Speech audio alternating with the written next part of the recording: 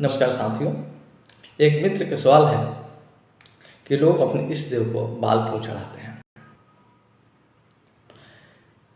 पहला एक व्याख्या यह हो सकती है कि बाल किसी भी छवि को सुंदर बनाने में एक अहम भूमिका निभाती है, चाहे वो स्त्री हो या पुरुष। दोनों के लिए बाल गर्व करने का कारण बनते हैं, और जब आप अपने इष्ट देव को अपने बाल समर्पित करते हैं तो आप सुंदरता चढ़ाते हैं और आध्यात्मिक भाव से अपना घमंड तथा अहम को प्रभु को सौंप रहे हैं। इसकी एक और व्याख्या हो सकती है, एक राजतंत्र में जब युद्ध समाप्त होने पर पराजित राजा अपना मुकुट जो है विजयी राजा के चरणों में रख देता था। और एक ये भी कारण हो सकता, ये भी बात हो सकती है कि वो जो राजा है अपना मुकुट रखकर ये कहता हूँ कि अब तक मैं अपनी प्रजा का देख रेख कर रहा था, उसके उत्तरदायित्व का निर्वहन कर रहा था, अब उसके भरण पोषण का, उनकी सुरक्षा का जिम्मेदारी आपकी है, आप इन्हें संभालिए। अब मेरा राज्य आपका राज्य हो गया, मैं अपनी प्रजा का कल्याण आपके हाथों में सौंपता हूँ, उनका ध्यान रखना। यह समर्पण का अर्थ उत्तरदायित्व के अंतरण से है, पराजित हित अहित का भार सौंप देता है। हम आम लोगों के लिए ये बाल ही मुकुट है, और जो कोई अपने प्रभु को अर्पित करता है तो वास्तव में कहना चाहता है, मैं अपने गर्व को, अपनी सुंदरता को आपके चरणों में अर्पित करता हूँ। प्रभु, मैं आपके आगे समर्पित हूँ, मैं अपने जीवन का उत्तरदायित्व आपके हाथों में सौंप रहा हूँ। प्रभु, मैं स्वयं को समर्पित करता हूँ। जब मेरा भार आपके हाथों में है तो मेरा समर्थन करें। अब सौंप दिया इस जीवन को, सब भार तुम्हारे चरणों में, सब हार तुम्हारे चरणों में, सब जीत तुम्हारे चरणों में। मुझ में तुझ में बस भेद यही, मैं न रहूं तुम नारायण हो, मैं हूँ संसार के हाथों में, तुम संसार के बाहर। जीवन में भी ऐसा ही होता है। समर्पण द्वारा आप ईश्वर को अपने प्रयासों से एक हिस्सेदार बना लेते हैं। जीवन में सब कुछ वैसा ही नहीं घटता जैसा कि हम घटवाना चाहते हैं। हम अभी इतने परिपक्व नहीं हुए हैं कि उस बड़ी तस्वीर का अर्थ जान सकें। जब हम उस बड़ी तस्वीर को नहीं समझ पा रहे हैं तो राह में आने वाली अस्थायी बाधाओं और गतिरोधों के कारण ही पूरे जीवन को अस्पष्ट कर लेते हैं। समर्पण हमें समझने में मदद करता है, भले ही मेरी परीक्षा ली जाए परंतु हमें कभी प्रत्यक्त नहीं किया जाएगा। कई बार ईश्वर हमारी योजनाओं को खटाई में डाल देता है ताकि हमारे लिए बनाई योजनाओं को कार्य रूप दे सके। हमारे लिए उनके हाथों बनी योजनाएं हमेशा अच्छी होती है। इस समर्पण के माध्यम से इस चुनौतियों को पूरी शांति के साथ सामना कर सकते हैं। जब आप स्वयं को उसी असीम बुद्धिमत्ता के आगे समर्पित कर देते हैं तो आप उस असीम बुद्धिमत्ता को अनुमति दे रहे हैं कि वो आपके माध्यम से प्रकट हो।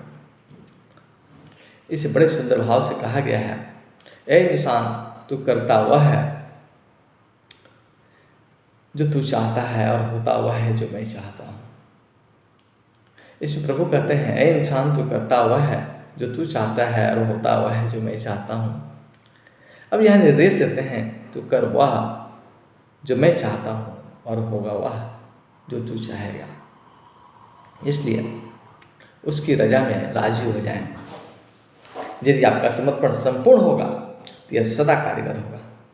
दरअसल समर्पण में कारगर कुछ हो ही नहीं सकता, परंतु बहुत से लोग न तो अपने समर्पण पर विश्वास करते हैं और न उन्हें अपने समर्पण की वस्तु पर भरोसा होता है। यदि समर्पण में किसी भी तरह से विश्वास या आस्था का अभाव है तो उससे समर्पण कहा ही नहीं जा सकता।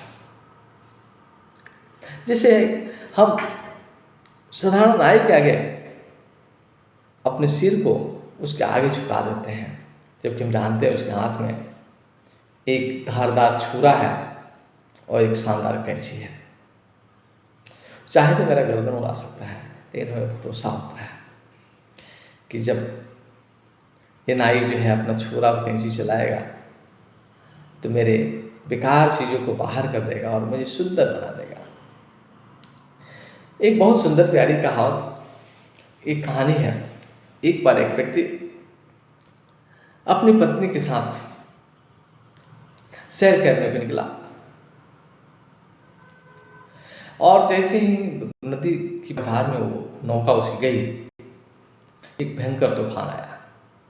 उसमें सभी यात्री इधर उधर भागने लगे, सभी घबराहट से हो गए लेकिन ये जो है प्यारा सा भजन अपना गा रहा है, मस्ती का तराना छिड़ा हुआ है। उसकी पत्नी कहती है कुछ कीजिए, कुछ कीजिए, आप कहीं भागने की कोशिश कीजिए, अब भी अपनी जान बचाइए। लेकिन ये एकदम बिल्कुल मस्त है।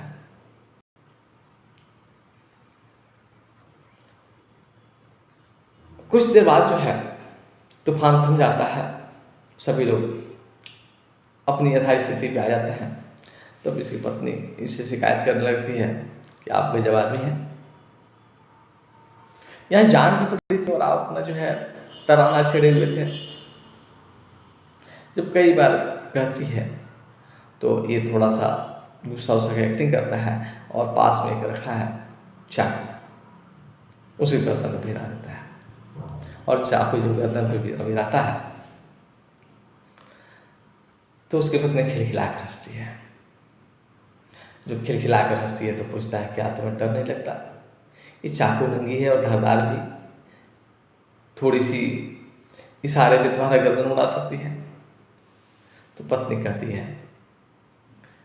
कि डर काहे का, क्योंकि मैं जानती हूँ ये चाकू जो है जिसके हाथ में वो मेरा प्राणनाथ है, वो मेरे प्राणों का रक्षक है, वो मेरा प्राण कैसे ले सकता है।